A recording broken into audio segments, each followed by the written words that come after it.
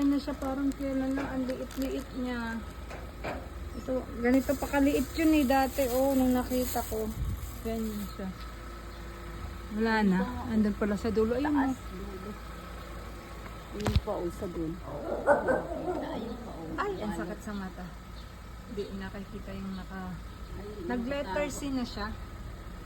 Nakakatago. Lumakan. Kabila. Tapos tingnan dito. Oh, meron kaming atis. Mahinog na rin. Ang aming kalamansi. Napakadami. Sile. Ito, pink lemon. Ito, longgan. Ito, santol na namumulaklak na.